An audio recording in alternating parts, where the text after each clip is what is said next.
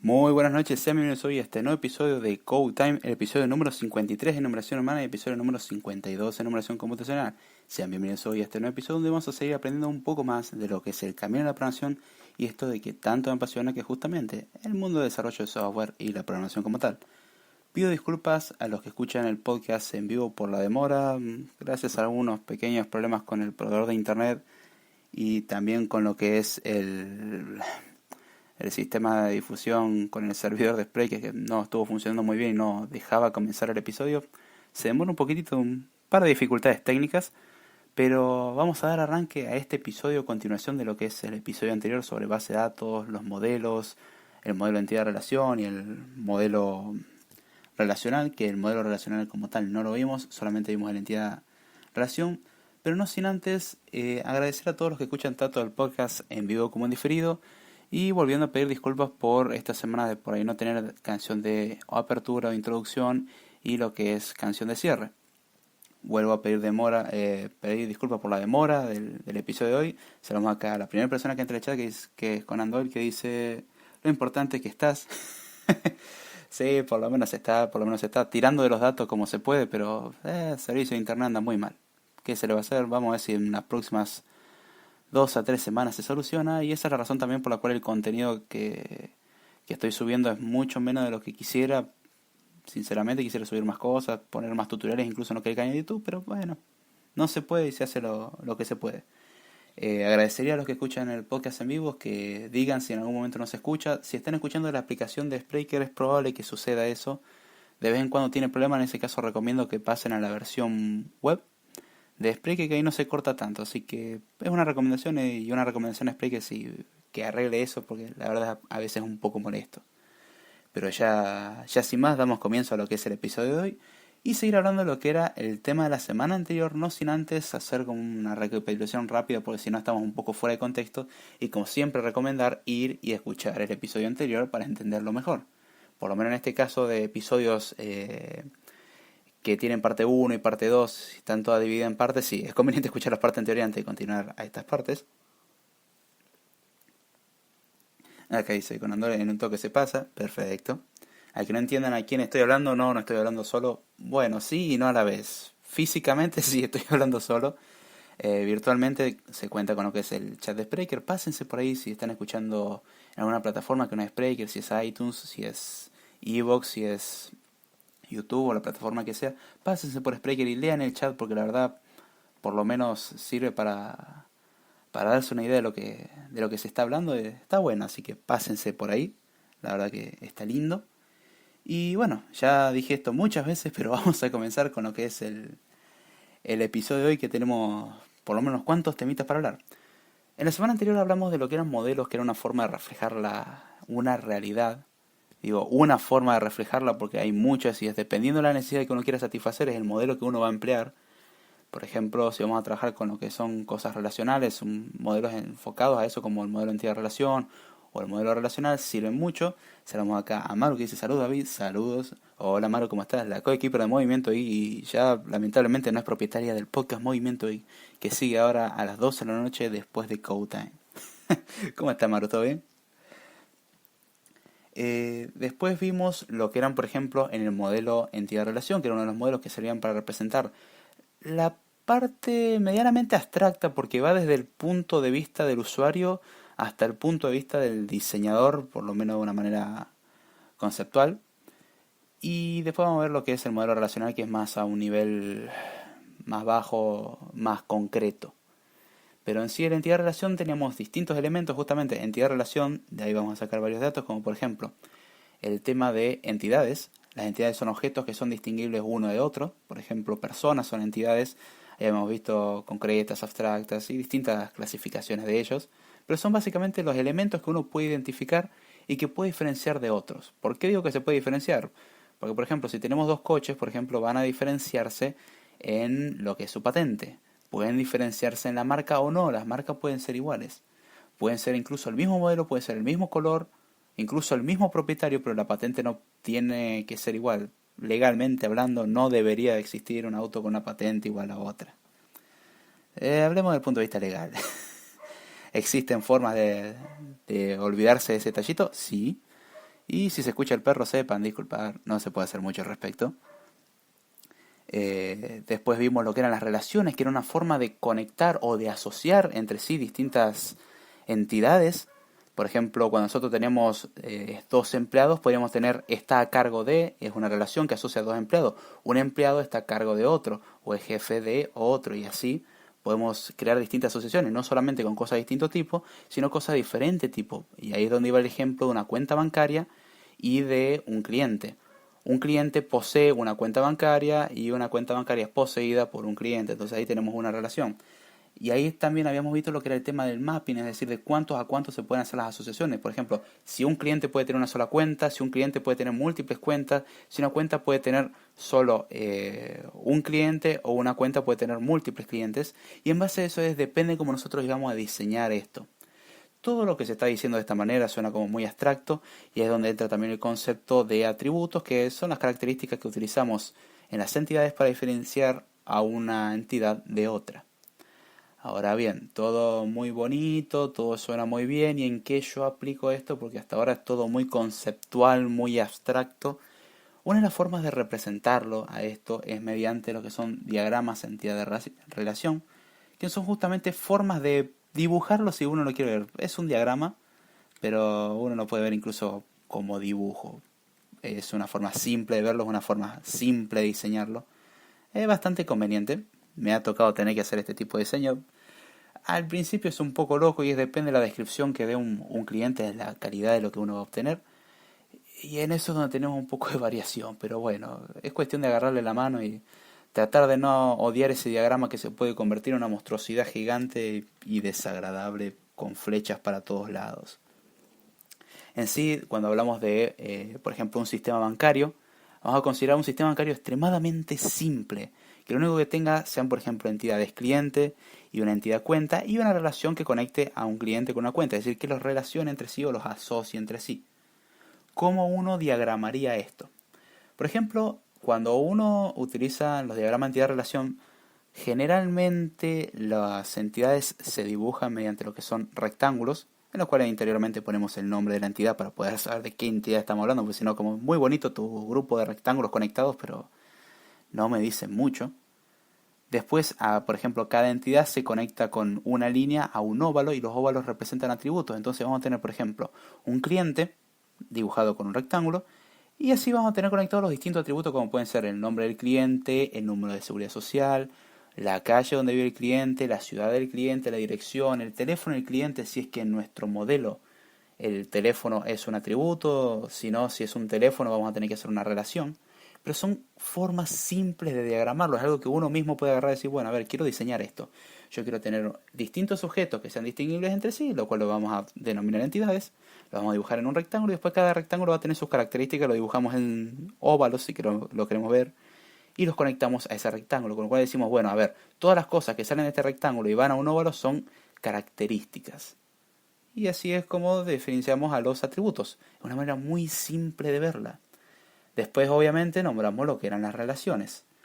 ¿Cómo marcamos a las relaciones? Bueno, las relaciones para distinguirlas de los dos elementos anteriores, lo que utilizamos normalmente son rombos. En el rombo uno pone el nombre dentro del rombo, obviamente, de la característica que quiere expresar, o por lo menos el elemento que quiere, y en este caso sería como la conexión entre cliente y una cuenta, es una relación llamada cuenta cliente, o CTA-CLI, que como resumidito para que no tener un nombre muy largo. Depende de las relaciones cómo se va a ir eligiendo. Entonces, en base a eso es como nosotros vamos escogiendo el diagrama y así vamos a ir dibujándolo. Cuando nosotros decimos que, por ejemplo, una relación puede tener un atributo, en el caso de cuenta cliente, ¿cómo lo resolvemos? Igual que lo hacíamos antes. Los atributos se representan generalmente por óvalos. Entonces lo que hacemos a la relación, le sacamos una linda flechita y le ponemos un óvalo con su respectivo nombre para saber de qué estamos hablando. ¿Qué más tenemos dentro de esto? Habíamos hablado de un concepto fundamental en el cual se va a hacer énfasis, por lo menos en el diseño de base de datos relacionales, que es el tema de las claves. ¿En el diagrama de entidad-relación se representan las claves? Sí, definitivamente hay que representar las claves. Entonces, ¿cómo trabajamos con esto? Primero vamos a recordar lo que es la existencia de las claves teníamos las superclaves.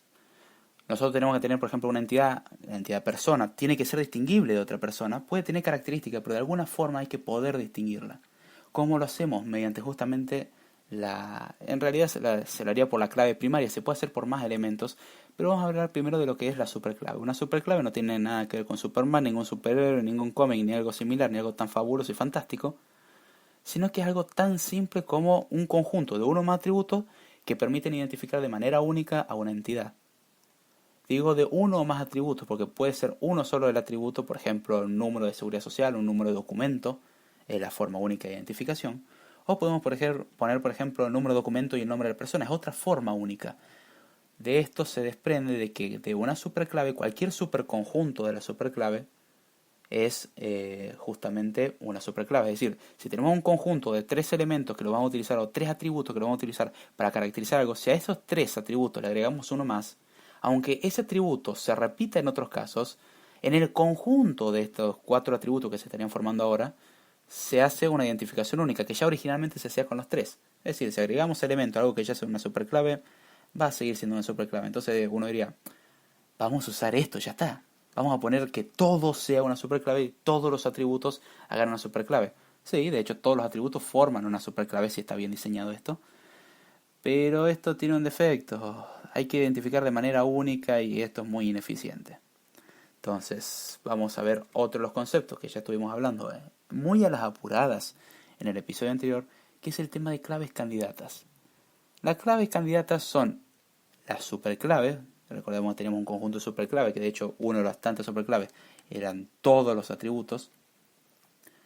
Y después tenemos lo que son las claves candidatas, que son justamente superclaves, de las cuales ningún subconjunto propio es superclave. Es decir, si tenemos, por ejemplo, tenemos la superclave de 3 atributos y le agregamos uno, es un superconjunto. Entonces, uno diría, ¿esos 4 atributos forman una superclave? Y no, porque anteriormente si le sacamos el elemento ese extra que le agregamos, teníamos los otros 3 y también permitían identificar de manera única. Nos está diciendo que no es una clave candidata a la de 4, pero la de 3 podría ser. Ahora, ¿qué pasa si a esta de 3 le podemos sacar un atributo y aún así podemos identificar de manera única a cada entidad? Bueno, entonces la de 3 no es una clave candidata, la de 2 pasa a serlo. Ahora, si a la de 2 ya no le podemos sacar un atributo, porque por ejemplo pensemos que ponemos como clave primaria lo que es el número de teléfono y el nombre de la persona, que uno diría, no es la mejor elección, pero es una posible elección. Antes de seguir hablando, saludamos acá a Movimiento Geek, que dice, ¿cómo estamos, David? Maru, ¿cómo estás, che? Hola, Gaby, ¿cómo estás? Espero que estés muy bien. El copropietario de Movimiento Geek, bueno, ex propietario de Movimiento Geek, Delphi, se llevó todo. Ahora están hablando de tecnología, Android, Peppa Pig, de todo un poco. Pero ahora, Gaby, confirmame, si mal no me equivoco, pero ahora saliendo de Code Time arranca lo que es Movimiento Geek. Avísame acá por el chat si le hacemos un poquitito de difusión, spam y lo que uno quiera. Ya saben que el chat está hecho libertad para disfrutarse y si no gusta lo lamento. El chat se autorregula. Después de ver el tema de las claves candidatas, ahí es donde entra en juego el diseñador de base de datos y en parte el administrador de base de datos, que es el tema de la clave primaria. ¿Qué hace una clave primaria? Bueno, es la clave candidata que escoge el diseñador. Es así de simple. Es decir, si tenemos, por ejemplo, 3 claves candidatas, una de esas escoge el diseñador. Si tenemos una única, bueno, ya nos vamos a dar una idea de cuál va a escoger el diseñador. Lo importante es que ningún subconjunto, es decir, cualquier cosa menor que ese conjunto, no tiene que ser superclave y tiene que identificar de manera única a lo que es una entidad. Si ya cumple con eso, ya es una clave candidata y de ahí en más el diseñador va a encargarse de escoger lo que vea más conveniente. ¿Cambia en algo cual escojamos? Y muchas veces sí, también en parte en base a la indexación. Ese es un tema un poco más avanzado en base de datos. Pero hay formas de buscar cosas en base de datos y hay formas más eficientes de buscar información en base de datos. Acá dice Gaby, sí, como siempre a las 12 de la noche, Movimiento Geek estará hoy. Perfecto, a las 12 de la noche saliendo acá de Code Time, pasamos por lo que es Movimiento Geek a enfocarnos un poco más en Android, tecnología. Una linda charla, un lindo podcast, pasemos por ahí. Y al que no quiere, se lo llevará bajo amenaza, en base a la preferencia del dueño del podcast. No se amenaza a nadie, creo.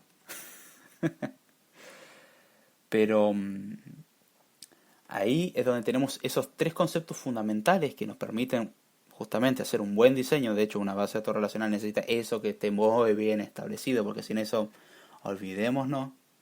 ¿Cómo representamos esto en el diagrama entidad-relación? Muy simple. Los que son componentes de la clave primaria, es la clave que al final se escogió, van a ser subrayados. Es decir, vamos a tener un conjunto, por ejemplo, de 4 atributos y vamos a subrayar cada atributo que sirva como clave primaria. ¿Qué pasa si hay más de un atributo como clave primaria? Bueno, subrayamos los que sean. Si son 2, subrayamos 2. Si son 3, subrayamos 3. Si es 1, subrayamos 1. Y si hay ninguno, significa que algo puede que haya salido mal o no. De hecho, hay un caso en el que no se cuenta con lo que es una clave primaria como tal. Y en el caso de las entidades hay dos tipos. Están las entidades fuertes, que son aquellas que cuentan con una clave primaria. Y están las entidades débiles, las cuales no cuentan con una clave primaria. ¿Cómo se la distinguen? Por esa característica, justamente. Una tiene y la otra no tiene. La fuerte es la que tiene y la débil la que no tiene. ¿Cómo entonces distinguimos algo que dijimos que no tiene una clave primaria? Dijimos que la clave primaria era la forma de distinguir un elemento de otro. ¿Cómo lo distinguimos? Bueno, las entidades débiles suelen depender de una entidad fuerte. ¿Por qué es esto? Porque si desaparece la entidad fuerte, la entidad débil ya no tiene razón de ser y desaparece también. Entonces, ¿cómo se soluciona eso? Estando asociada a una entidad fuerte, es decir, siempre va a estar asociada a una entidad fuerte, y además la entidad débil se va a remarcar algunos atributos con lo que es llamado con lo que es el discriminador, que es justamente el conjunto de atributos que junto con las claves de la entidad fuerte permiten distinguir a una entidad débil de otra. Discriminador no estamos hablando de discriminar a nadie, nada, sino una forma que permite diferenciar una cosa de la otra. Si tenemos, por ejemplo, una entidad cuenta y después tenemos lo que es otra entidad que es transacción, la transacción en sí va a tener un número de transacción y, por ejemplo, una operación puede ser se realiza transacción. Ahora, ¿qué pasa? Si desaparece una cuenta, la transacción ya no tiene sentido, no tiene razón de ser. Una transacción en sí uno diría, bueno, el número de transacción sirve como identificación. Pero hay un problema, que el número de transacción también puede estar repetido en un montón de lugares y no necesariamente es único. Entonces, bueno, ahí vamos con varios problemas y lo solucionamos justamente haciendo que sea una entidad débil. Como remarcamos que algo es una entidad débil, en el diagrama o en el diseño entidad-relación lo que hace uno es algo así de simple, como es de ponerlo en un solo rectángulo, lo pone en un rectángulo doble. Es una distinción que se hace justamente para decir que es una entidad débil. Ahora bien, la transacción, que era una entidad débil y depende sí o sí de lo que es, por ejemplo, una cuenta o algo similar, va a tener lo que es el número de transacción y la forma de identificar de manera única a una transacción es en base a un número de cuenta, que supongamos que la forma de identificar de manera única es el número de cuenta, entonces tenemos la clave primaria de las cuentas es el número de cuenta, más lo que es el número de transacción. Si juntamos esos dos datos, ahí sí podemos decir qué transacción estamos hablando. Podemos distinguir entre todas las transacciones que se hicieron en la historia de ese banco, de cuál estamos hablando. Si sacamos el número de cuenta, una transacción puede involucrar a más de un banco o a más de una cuenta, y ya no es válido eso. Se soluciona de esta manera.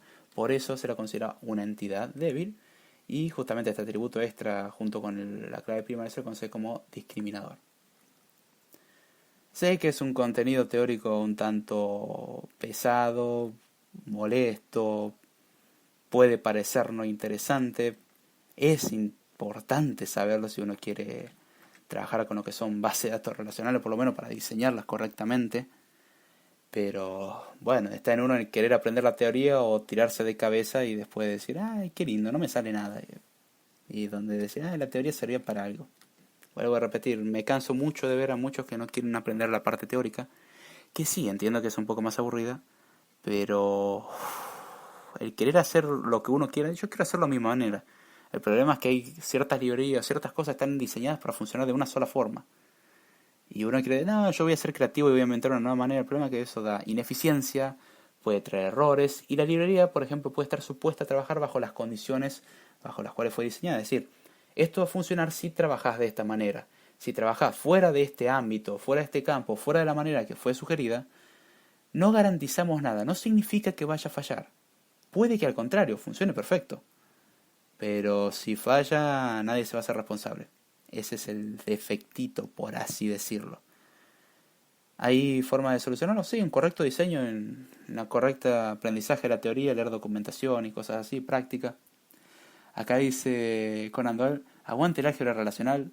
Yo voy a agregar, vieja no me importa nada. Concuerdo completamente. El cálculo relacional es un asco, personalmente hablando. Déjame con el álgebra relacional. Que de hecho, bien, te me adelantaste un poquitito, pero sí, se va a hablar de eso. El álgebra relacional, aviso, no tiene absolutamente nada que ver con el álgebra como lo vemos normalmente, el álgebra numérica o de matemática que uno vería en un nivel universitario o incluso en lo que es una escuela o lugares así. No tiene nada que ver. Y saludamos acá a Damián Tiscone, dice, gritando y preguntando qué pasó.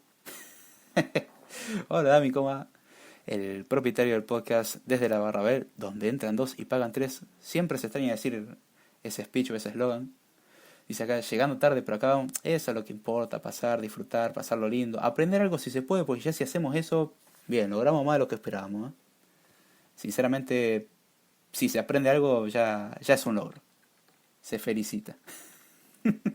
Y se agradece mucho porque la verdad significa que la cosa sirve para algo. También si sirve para dormir es un buen uso, no hay problema. Sirve también para ese propósito. Si no le interesa la programación es excelente para clavarse una buena siesta o problemas de insomnio. Ponen eso ahí de fondo y sin problemas. También se darán cuenta que es un poco distendido esto y la idea es tratar de hacerlo lo más divertido, por lo menos pasable posible. Pero vuelvo a remarcar, la teoría es importante, coman un poco de teoría porque si no les puede ir mal. Por lo menos en este campo. En otras cosas puede que se les vaya medianamente bien. Acá dice Damián que felicita a Paul. Bueno, cuando lo vea algún día, uno de estos días cuando vuelva, desapareció después de las vacaciones, se fue de viaje al monte y no lo vimos más, se le va a mandar saludos. Pero sí, no hay problema. Les voy a decir que los 53 saludos que le mandaste le lleguen tarde, pero le van a llegar. Ahora bien, hasta ahora todo muy bonito. Diagrama entidad-relación, modelo entidad-relación, todo abstracto, todo teórico. Dijimos que el modelo entidad-relación es feo. Bueno, no es feo, pero es como muy abstracto, no me sirve, pareciera no servir de nada. Lo pasamos a un diagrama, parece servir más. Porque ahora por lo menos tiene forma de dibujito y un dibujito es más fácil de leer que toda esa base teórica que acabo de decir. ¿Toda esa base teórica se refleja en el dibujito? Sí. ¿Cómo es más fácil de verlo? ¿Como la teoría o como el dibujito? Las dos cosas juntas, porque al final tenés que saber algo de teoría para saber interpretar el dibujito ese mágico.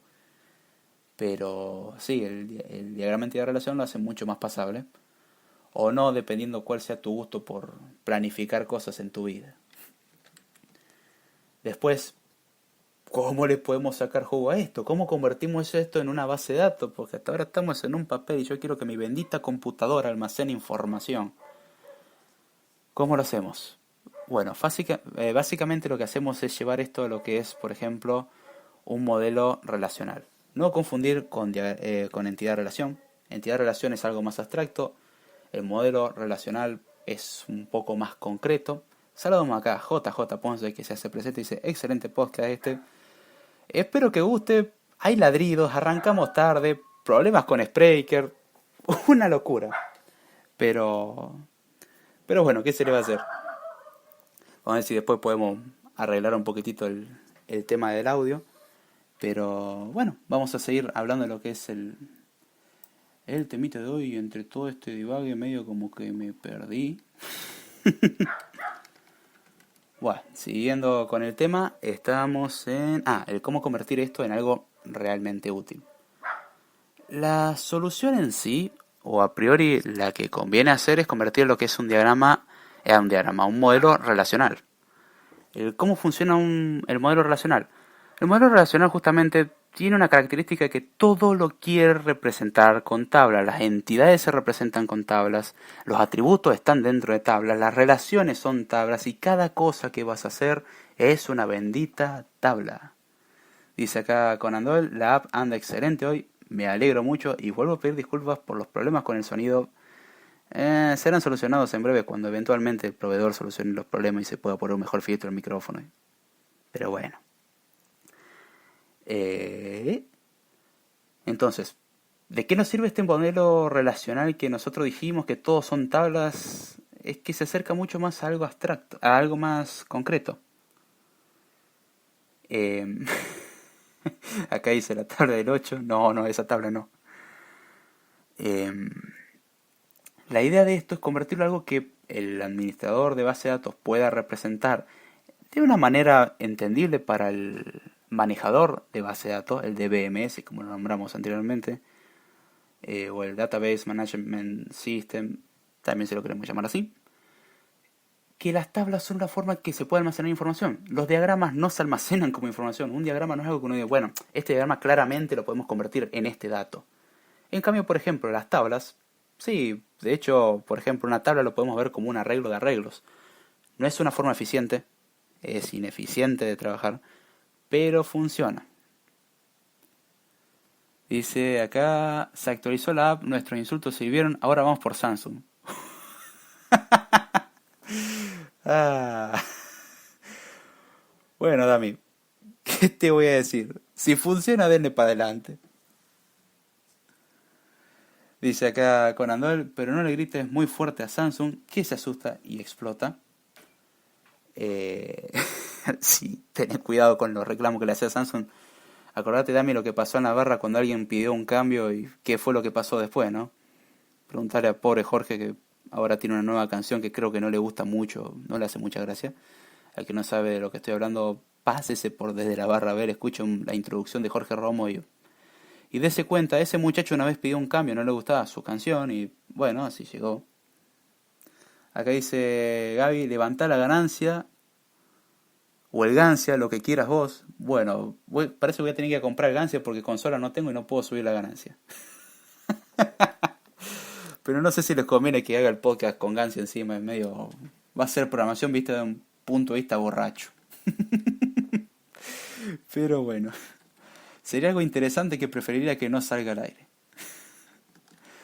Entonces, el modelo relacional justamente se basa en querer representar todos por tablas. ¿Cómo hacemos las conversiones? Las entidades de por sí las convertimos a tablas. Es decir, por ejemplo, vamos a tener una tabla que sea cliente o una tabla que sea cuenta. La cuenta, por ejemplo, puede tener como datos número de cuenta, que va a ser su clave primaria. Puede tener como datos saldo. Puede tener como datos los propietarios que va a tener. Bueno, eso sí lo trabajamos como tabla. En realidad si lo trabajamos como modelo entidad-relación no va a estar justamente el cliente metido ahí, sino que simplemente va a ser la cuenta.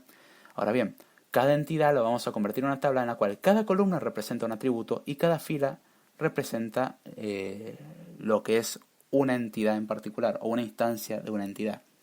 Sabemos acá a Miguel Ángel Lara que se presenta y dice, ¿qué tal? Buenas noches a todos. David, ¿qué tal? Hola Miguel, ¿cómo estás? Espero que estés muy bien y como siempre digo, a disfrutar del podcast o no, como uno se le cante. Acá no se obliga a nadie a disfrutar. En lo posible se recomienda, es más agradable, personalmente hablando. Entonces, las entidades las vamos a convertir a lo que son tablas simplemente, es decir, con cada columna un atributo. Y cada fila va a ser una entidad. Por ejemplo, la fila 1 va a ser la persona 1, la fila 2 va a ser la persona 2, la fila 3 la persona 3, y así. Eso significa de que cada fila va a estar ordenada, por ejemplo, alfabéticamente en base al nombre de la persona. Eso significa que cada fila va a estar ordenada en base al número de documento. Eso significa, ¿podemos tener esas garantías? No. Ese es el problema. No podemos garantizar esas cosas. No son esas suposiciones.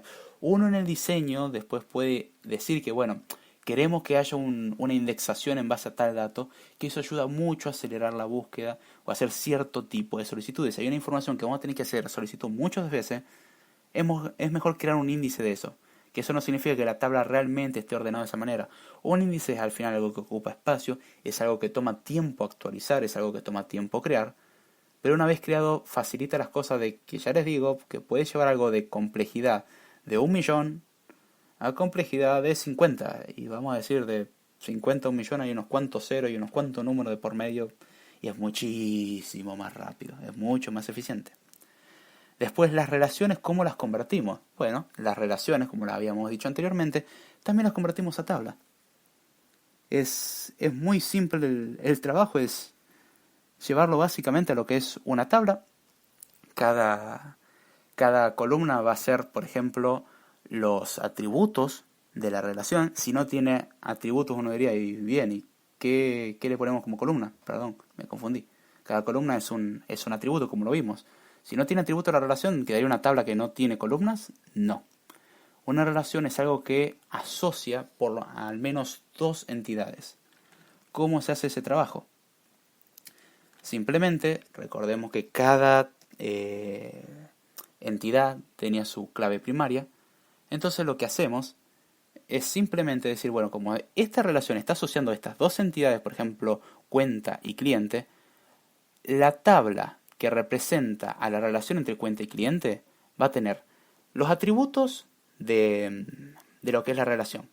Supongamos que tiene un atributo, en este caso, que es, por ejemplo, fecha de creación, si querés, por alguna razón, o fecha de transferencia, o si querés no le ponemos ningún atributo, hacemos que directamente una cuenta esté relacionada con un cliente sin ningún atributo, y después a su vez le vamos a poner lo que es la clave, o las claves, de las dos relaciones a las cuales pertenece. Entonces, de esta manera, si nosotros queremos buscar, por ejemplo, una cuenta en particular, o una relación en particular, lo que nos vamos a fijar, por ejemplo, queremos encontrar todas las cuentas que pertenezcan a Juan. ¿Cómo hacemos eso? Bueno, vamos a la tabla que tiene la relación entre clientes y por ejemplo, en este caso cuenta. Después vamos a la tabla de cuenta, a la tabla de cliente, perdón. Buscamos a Juan, o por lo menos, o si tenemos el número de identificación de Juan, ya no necesitamos ir a la tabla. Queremos buscar todas las cosas que pertenecen a alguien llamado Juan. No nos importa el apellido. Entonces, ¿cómo hacemos eso? Buscamos todas las claves que corresponden a personas llamadas Juan. Y después lo que hacemos es hacer un filtro en la tabla de cliente y cuenta, en la cual decimos, bueno, dame todas las filas, pero que solamente tengan estos números de identificación de cliente. Es decir, que tengan esta clave de parte del cliente. Con lo cual vamos a tener una clave asociada a lo que es la cuenta.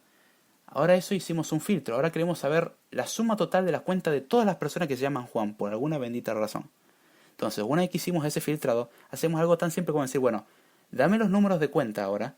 No me interesa ya que se llame Juan y eso, porque eso ya lo filtramos. Ahora, dame los números de cuenta asociados. Y ahora anda cada cuenta con ese número asociado y súmalas de una manera única. Es decir, si tenemos dos personas, dos Juanes distintos que tienen la misma cuenta, no vamos a sumar dos veces. Justamente filtramos eso para que los números de identificación sean únicos. Y después hacemos el filtrado en la otra y sumamos todos los componentes. Sé que suena muy raro porque estamos diciendo filtrar, estamos diciendo cierta terminología. En realidad, si lo vemos en conceptos de álgebra relacional, son proyecciones, selecciones, productos cartesianos y otras operaciones. Son cositas que suenan feas, pero no son tan feas. De hecho, llega un punto que hay veces que es agradable diseñar un algoritmo en álgebra relacional. En ese momento te das cuenta que estás muy duro y que tenés un serio problema, pero se puede disfrutar eso. Entonces son distintas formas de hacer estas conversiones a estas tablas. Y ya cuando tenemos el diseño en tabla y convertimos todo a tabla, hay algunas peculiaridades. Por ejemplo, las entidades débiles muchas veces no es necesario, o las relaciones con entidades débiles, mejor dicho, no son necesarios representarlas, porque las entidades débiles, recordemos que una de las cosas que tenían es el tema de, bueno, todos sus atributos y la clave primaria de la entidad de la cual dependen, de la entidad fuerte. Con lo cual ya tenemos una tabla que tiene la clave de la entidad fuerte y todos los datos de la entidad débil. Después, si creamos otra tabla más, que sea la tabla de la relación, la tabla de la relación no va a tener, por ejemplo, los atributos de la entidad débil, pero después nos estamos dando cuenta de que en realidad estamos repitiendo todos los atributos, por lo cual tendremos una tabla redundante, y si tenemos una tabla redundante, ¿para qué la iríamos? Con lo cual la entidad débil la representamos en base a su representación como tabla, y a su relación directamente no la representamos porque pasaría a ser redundante, porque básicamente estamos teniendo una tabla duplicada con menos información todavía que una que ya tenemos. Y eso ya les digo que si tenemos cosas duplicadas, puede que actualicemos una sola tabla, la otra no la actualicemos. Y si hacemos eso, bueno, qué lindo la inconsistencia y todos los problemas que podemos acarrear con eso. Y ahí es donde estamos llevando ya las cosas a un punto de vista más concreto. Pasamos de un modelo abstracto, de algo que básicamente un cliente te lo explicó como si estuviese dibujando, a un diagrama más decente y más explícito, a después pasarlo a lo que se lo conoce también como mapa canónico, que es justamente llevar el diagrama entidad-relación a algo del modelo relacional, y en base a eso poder trabajar. Entonces ya vemos el cómo realmente se puede trabajar y cómo convertir algo tan abstracto como la descripción de un cliente en finalmente un diseño básico de una base de datos. ¿Por qué digo básico? Porque uno diría, bien, ya está, lo tenemos convertido en tablas. Ahora vamos a crear esas tablas en la base de datos, porque las bases de datos, por ejemplo, MySQL o cosas así, trabajan, o las bases de datos de SQL muchas veces trabajan con lo que es el sistema de tablas, son bases de datos relacionales. Entonces uno diría, bien, convierto todo esto a tablas y ya está. Todo funciona, es hermoso, ya tengo mi base de datos diseñada. Sí y no. Puede que ya ese primer modelo que uno sacó sea funcional, sí. Puede que sí, ya puede que tengamos la suerte que ya represente todo lo que queremos representar y al contrario, ya esté normalizado y todo. Y funcione bien, es muy poco probable. Ya cuando uno le tiene como, quien diría, cierta cancha o ya cierta mano a lo que es el diseño, llega a un punto que sabe cómo separar las cosas para que las dependencias funcionales sean correctas. Sé que el concepto de dependencia funcional no fue definido, es un tema medio pesado de base de datos, pero bueno. Saludamos acá a Fernando que se hace presente y dice, hola David y muchachos, hola Fer, ¿cómo estás? Espero que estés muy bien. Y como siempre digo, a disfrutar del podcast. ¿Qué me había quedado? El cómo convertir una cosa a la otra y el por qué no necesariamente la representación en tablas primaria se corresponde con una base de datos bien diseñada. Ahí es donde entra el tema de, por ejemplo, la normalización. Muchas veces el diseño no es incorrecto, pero hay una forma mejor y más óptima de diseñarlo, de separar la información para que obtener un dato no genere problemas de actualización. Un problema de actualización se genera que cuando cambiamos un dato después se generan inconsistencias, por ejemplo. Puede haber pérdida de información. Una de las típicas pérdidas de información es generar campos que no existían. ¿Cómo sucede esto? Para hacer ciertas solicitudes lo que se suele hacer es tomar dos tablas y combinarlas. Por ejemplo, si tenemos una tabla de... quiero obtener las personas que se llaman Roberto, ¿sí? Y quiero saber el número de cuenta de todas las personas que se llaman Roberto. ¿Cómo haríamos eso? En realidad combinaríamos la tabla de clientes con la tabla de asociación entre cuenta y cliente, haciendo de que, por ejemplo, coincidan los campos en común. Eso también conocido como producto natural o equal join, como operación derivada del álgebra relacional. Y de esa manera nosotros tendríamos como si fuese la tabla original de cuenta cliente extendida con todos los datos de cliente. Ahora el problema es cuando lo hacemos con un producto que no es el producto natural, sino un producto cartesiano, empezamos a generar incluso lo que son campos duplicados, o empezamos a generar campos que originalmente no tendrían que formar parte de nuestra representación, y a la hora de filtrar información tendríamos información extra. Y uno diría, perfecto, información extra, no me hace nada. No. Tenemos cuentas que no existen asociadas, o tenemos cuentas que existen asociadas a personas que no les pertenecen, y con datos que no les pertenecen, y eso sí es un error grave. Porque sí sería muy bonito que cualquier persona diga, sí, perfecto, este Juan es dueño de esta cuenta, pero este Carlos que vino de la nada también se puede llevar el dinero de esta cuenta. Pequeño error de diseño de base de datos. Yo sé que los clientes lo van a entender. Errores de humano y desaparecer $1000 de una cuenta es normal. No, no es normal. Eso no es normal para nada. Y resolver este tipo de problemas es importante, donde entra un tema que acá Conan Doyle en el episodio anterior ya hizo referencia, que es normalizar es una patada. Sí. Y... Acá dice Fernando, David, cuando puedo, no sé si ahora armar mi nube personal para tener acceso a mi celular Android o mi PC. Dejo el tema. Perfecto. Acá dice Movimiento Geek, Dami, ¿qué hacemos con la ganancia? Se la llevó un tal Paul Newman durante el mes de enero, Gaby, acordate. Se llevó las ganancias, la pérdida, el vino, se llevó todo. No volvió más después de eso, así que algún día hay que ir a buscarlo al monte. No, de ese tipo de ganancias no estamos hablando. Perdón. Pero ahí es donde es necesario entrar a un concepto pesado que es la normalización. Es un tema feo, es un tema que cuesta agarrarle la mano, es un tema que es molesto hacerlo. No es algo que uno diga, se levanta la mañana y quiero normalizar una base de datos. No pasa. Eso no pasa. Hay veces que es más liviano, hay veces que es más pesado, pero es complicado el tema y ahí es donde entra un concepto más avanzado de base de datos que es justamente normalizar. Es algo que toma tiempo aprender y es algo que obviamente no vamos a ver hoy. Acá Gaby parece que está gritando en fase de negación de que parece que se acordó de que habían desaparecido todas las ganancias. Ups. Ay, Dios. Pero bueno, Ya con esto vamos cerrando lo que el episodio de hoy. Hoy fue medio distendido, un tanto volando pareciera el podcast. Se me pasó personalmente rápido, yo lo disfruté mucho. El tema fue un poco más distendido de lo normal, traté de hacerlo así, ya le digo, un lío para hacer arrancar este episodio, casi no arranca. Problemas con Spreaker, problemas con proveedor de internet, ahora tirando con datos rogando que no se caiga la señal y hasta ahora pareciera que no, porque no escuché queja alguna. Pero bueno, ya por lo menos damos cierre a lo que es el episodio de hoy. Ya la semana que viene probablemente hablemos alguna que otra cosita más de base de datos, pero ya vamos a ir cerrando lo que es el tema, si no, la verdad que cansa mucho. Acá dice, las bases de datos en MySQL son, o en MySQL son las más básicas. No, existe más básica y existe el que dice que Access es también base de datos. Quédate tranquilo, Fer. Acá dice, me tiro, estaría genial tratar de la memoria swap. Dale. Se habló un poquitito de eso, pero muy por encima. Se puede hablar de eso un poco más en profundidad. La verdad que son temas interesantes a tratar. No hay ningún problema. Eso se los anota como temas a tratar. Esos temas no piense que uno se lo olvida, lo anota, porque si no, sí, me lo olvido, obviamente. Y uno lo anota para tratar después. Y la verdad que me gustan esas sugerencias de temas. Así que con eso vamos cerrando. Muchas gracias por haber pasado. A los que escuchan el podcast tanto en vivo en diferido. Si me quieren seguir, puede hacerlo vía Twitter, en @Jordana, vía correo electrónico davidjordana@gmail.com. Todos los lunes a las 11 de la noche de Argentina, como es este caso, hacemos el podcast de Code Time. Y los días jueves tratamos de hacer el podcast de Script Time. Esta semana, retrasado de la semana pasada, tenemos podcast doble de Script Time. Mañana vamos a tratar de subir el episodio, tratando de que Internet funcione. Muchas gracias a Movimiento Geek, a Fernando, a Damián Tiscornia, a Miguel Ángel Lara, a Conan Doyle, a JJ Ponce, a Maru por haberse hecho presente. Muchísimas gracias a todos.